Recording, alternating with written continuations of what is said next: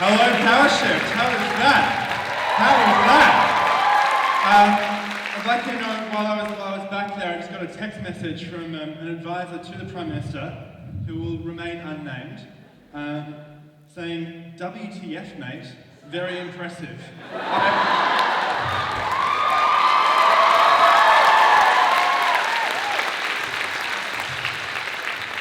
He could have been talking about the photos I posted on Facebook last night, but I'm pretty sure he was talking about you. So I'm here to talk to you about the power of this room in this federal election. I'm going to take you through the simple logic of how elections work and who will decide this election. Let me tell you a little bit about GetUp first and where we're coming from. So, are there any GetUp members in the room? Yes! Okay. Well, GetUp, there are 600,000 of you across the country. People have taken action through GetUp over the years. 100,000 of them have donated. Together, we stand for a more progressive Australia. One with social justice, economic fairness, and of course, environmental sustainability at its core.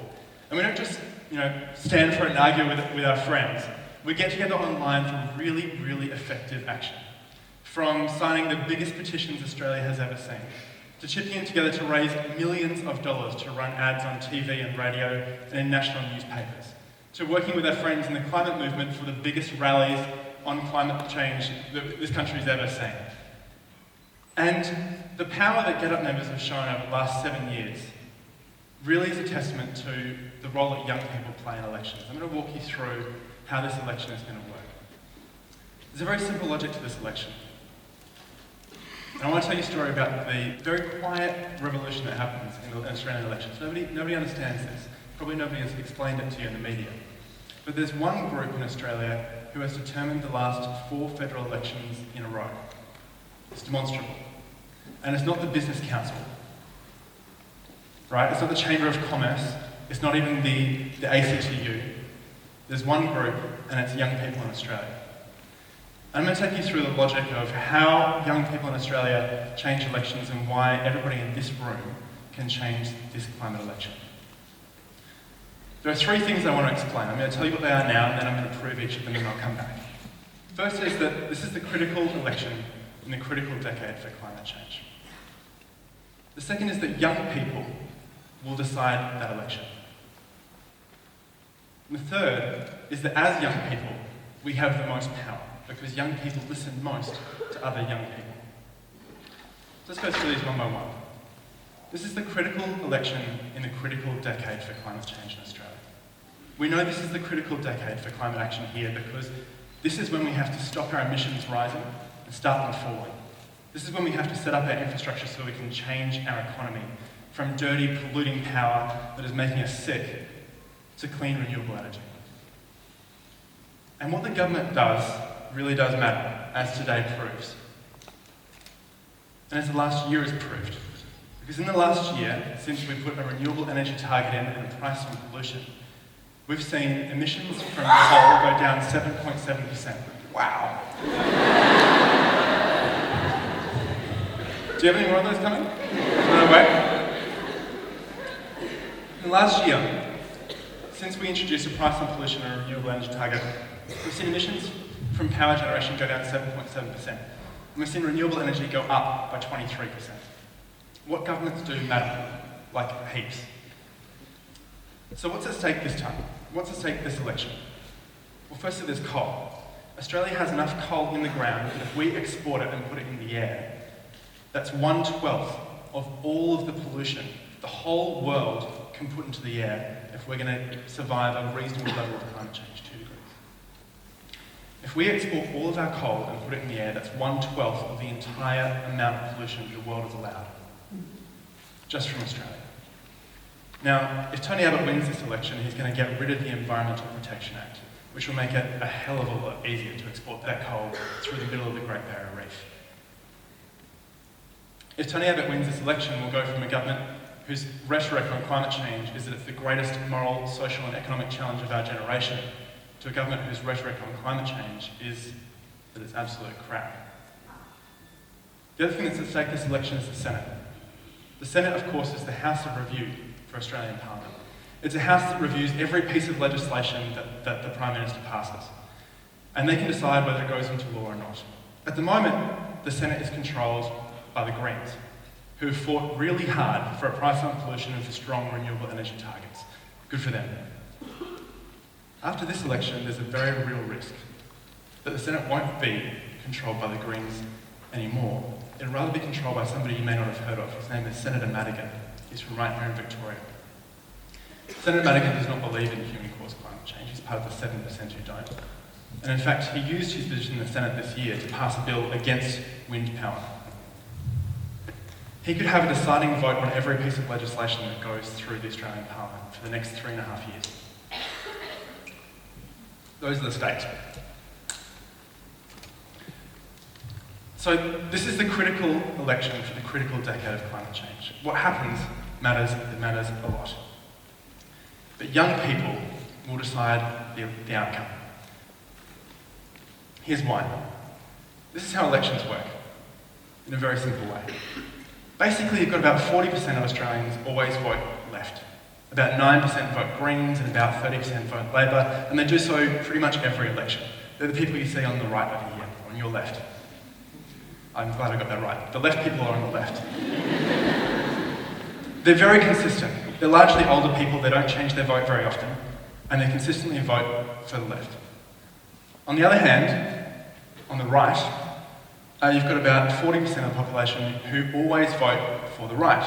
They vote for the Liberals or the Nationals, they might vote for Katter this time, or they might vote for Clive Palmer's party. God help them. But they're voting for some variation of right-wing parties, and they're doing so consistently. In the middle, you've got two groups here, the purple and the orange groups. They're the groups I want to tell you about. Most people only have one group in there because they only talk about swinging voters. People who are undecided, they change their vote between election to election, and they decide who really wins. They're about 10-15% of the population, depending on the election. But the other group that's up there is people who don't vote at all, but could. And that's about 1.4 million Australians at the last election. That's 10% of all the people who are eligible to vote. So you've got two groups in the middle there who actually decide how elections are decided, right? People who are undecided about whom to vote for, people who are undecided about whether to vote.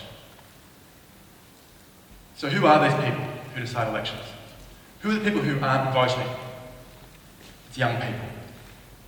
In fact, there are 493,000 Australians who are not enrolled to vote the next federal election.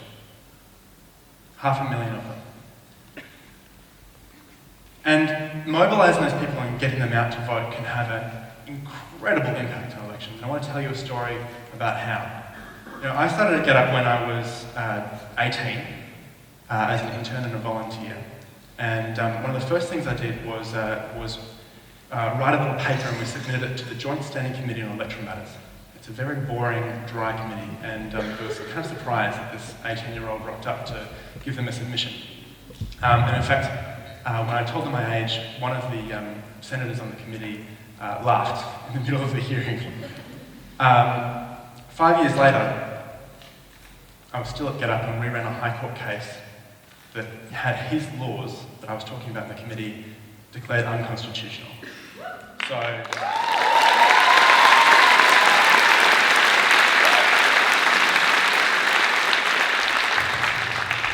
I guess I had the last laugh. You bastard. What we did at the last election was very simple. There were over 100,000 Australians who tried to enrol to vote. They sent in their enrolment forms after the election was called, which is a very logical time to send in an enrolment form. But the coalition government had very sneakily changed the deadline, so you only had 1 day to send in your enrolment forms. And you had to send it in by post or by fax. They didn't see the problem with fax machines. Yeah, young people can enrol, they'll just fax it through to us.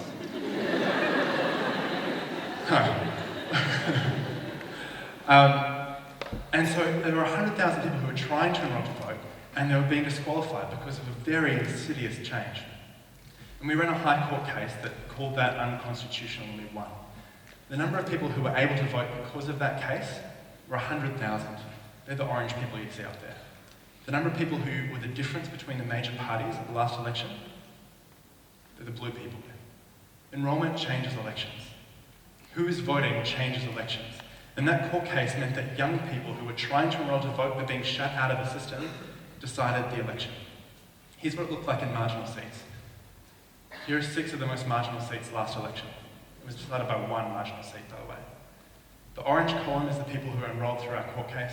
The blue column was the margin between the 2 parties. Enrollment changes elections.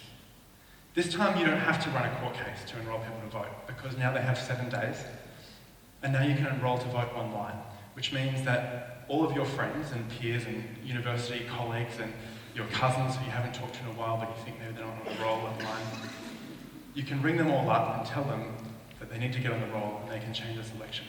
And they can do so in 30 seconds online. There are 1,000 of us in the room. If each of us enrolled 10, 20 people, we would have enrolled more than the difference between the major parties at the last election. Enrollment can change elections, and people in this room can do it. Once again, I just want to repeat, there are 500,000 young Australians who are not on the roll and are not voting this election. The difference between the major parties last election, they're the blue people. So that's the first group, people who aren't decided about whether to vote. The second group is people who aren't decided how they're going to vote. Who are these people? Who are the swinging voters that decide elections? Well, there was a very big study done by the Whitlam Institute at University of Western Sydney. It's, like this much. I'll show you some of the graphs in a second. The conclusion after all the study was that younger voters were consistently at extremes in terms of their frequency and scale of varying voter intentions. As a group, they're not so much swinging voters, but in a state of constant electoral motion. Add to that the fact that the older voters almost always vote the same way, and you can get the picture. Younger voters constitute the swinging voters who are under 25 are 4% of the electorate.